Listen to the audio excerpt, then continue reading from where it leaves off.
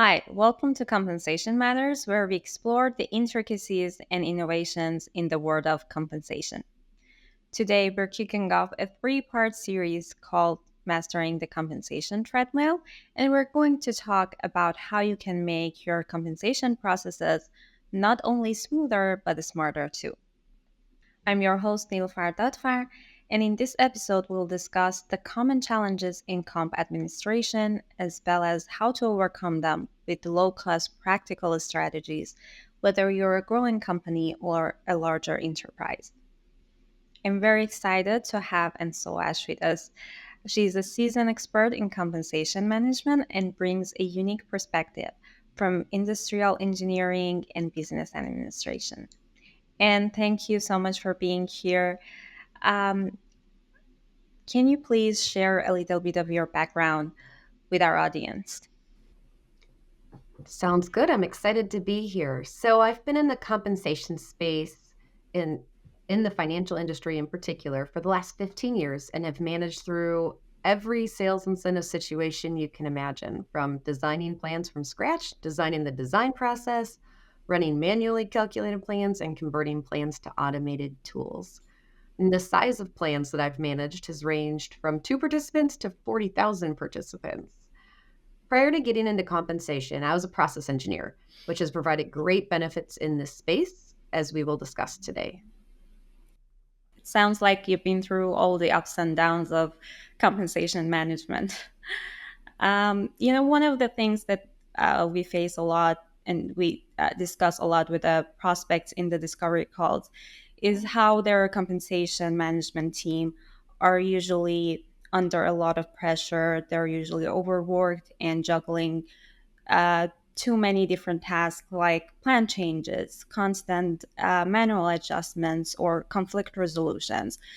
And at the end of the day, there's not much time left for them to reflect on the process or, uh, you know, focus on more strategic initiatives that they like. It's as if they're running on a high speed treadmill without any way to stop it. Have you ever felt like that when you were working in the financial industry? And why do you think it's sometimes difficult to step off that treadmill? I have definitely felt like that. It is so hard when priority number one is you need to pay the incentives to employees on time and accurately. And it's always such a rush to complete it, whether it's a monthly payout, a quarterly payout, as you're trying to incorporate all the employee movement, all the plan changes, answer all the questions. And so it always seems like you're rushing up until that very last second and oftentimes working late hours in order to get it done. When the whole process or even part of the process is manual, it is very difficult to find the time to improve the process before the next payout cycle starts, which leads to the feeling of being on this treadmill at that high speed about to fall off, as there is no time to stop and catch your breath. And what's really interesting is I see it consistently, whether at small companies or at large companies, that you see this feeling of breathlessness as you're trying to keep up. That's very interesting because they both are very different. Like smaller companies, they have a simpler compensation structure. They use different solutions, whereas the larger enterprises they have tens of thousands of pays, very complex plan designs, but they also have the privilege to use purpose-built solutions like SPM to automate a lot of the process. So it seems to me that part of this inefficiency is not within the tool that the companies use, and it's more in the way that they manage the process. Um, I was wondering what's your take on that, and is there any best practices, any strategies that both group can follow to save time and provide some relief for their compensation teams? We'll dive into two of these areas today that can provide great relief, and that's really around adjustments and handling unique scenarios. They're truly not solved by implementing an automated solution, and it's a great way where you it's actually a low cost effort to quickly decrease workload and set up the team for success. Whether you have a manual process or an automated solution, both will see great benefits. And what is required from other people, the people and the organization at large, to make these improvements? To get this process started, the first step is really to get leadership buy in on the importance of the work, as their help's going to be needed really to help free up capacity of the individuals who are best suited to improve the process. As we said, normally you don't even have time to breathe when you're running the process. So, how do you free up those individuals that understand it and understand where the issues are in order for them to be able to make improvements? One way to really convince leadership that you'll need extra capacity, you need extra resources to get this done is to focus on the benefits that you can get from improving your process. Oftentimes, it includes reducing overpayments, reduced time from leadership and the plan participants to ensure that their payments are accurate, and also reduce time from the comp admin team.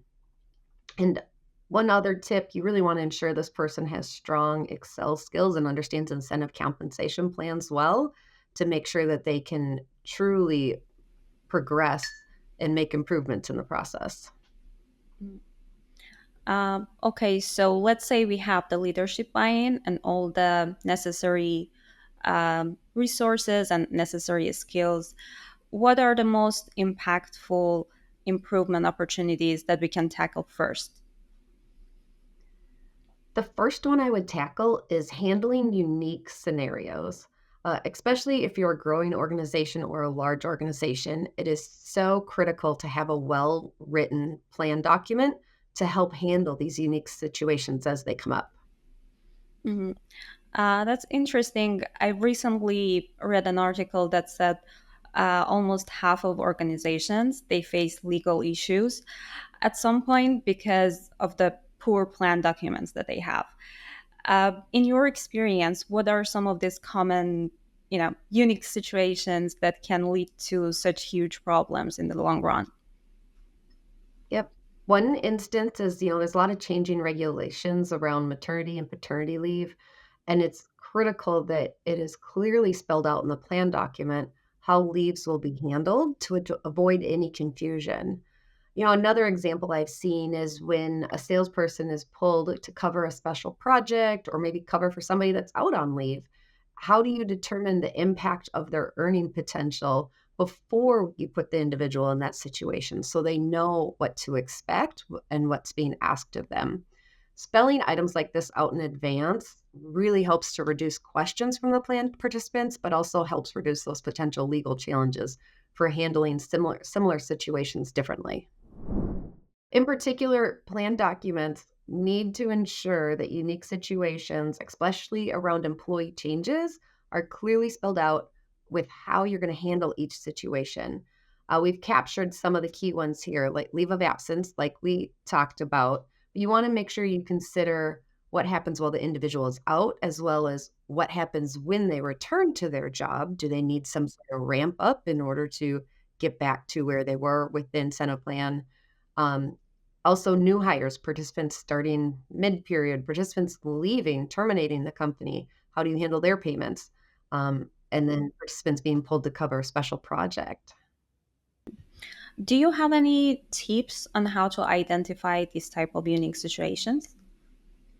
Yeah, I suggest reviewing the questions that the comp admin team has had to research and resolve over the last few cycles and look for those commonalities. What are the common threads? And make sure that you work with the team designing the incentive plan to get it clearly addressed in the incentive plan document. I also highly recommend putting in a defined approval path for rare situations where it's not going to be spelled out in the plan document, but you still need to accommodate the particular situation and adjust a payout. And so it is clear who has the final decision on approving payouts that do not align with the plan document.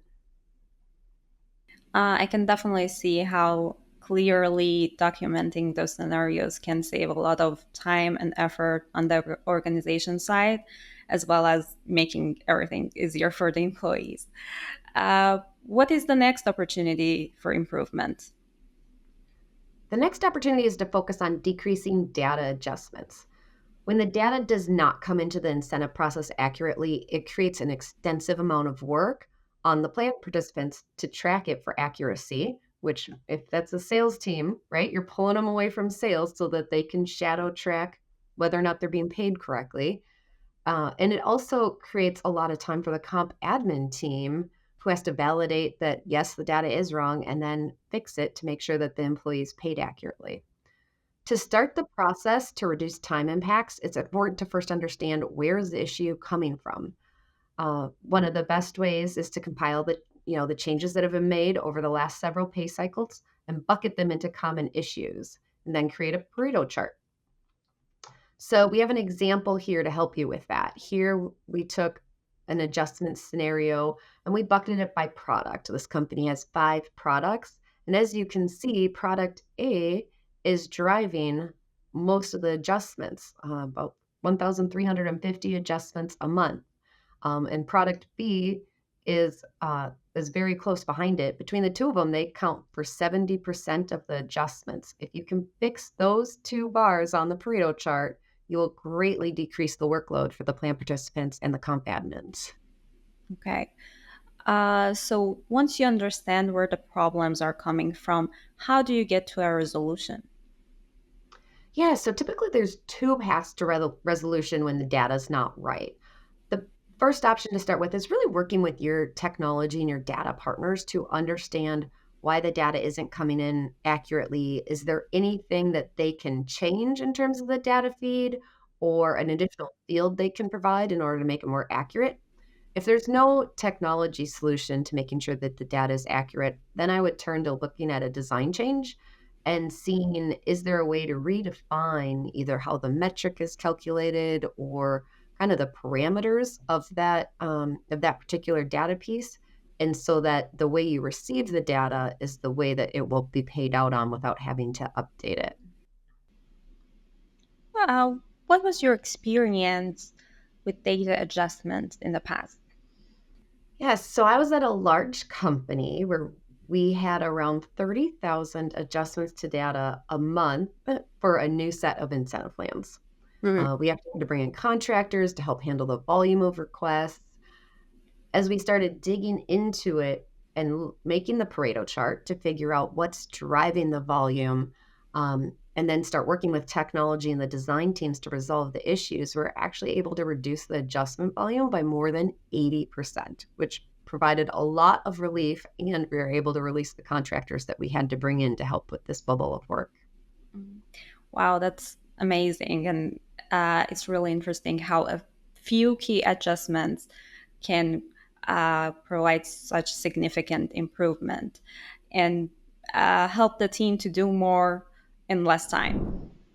Thank you so much, Anne, for sharing your valuable insights today. And thank you for joining us on our very first episode.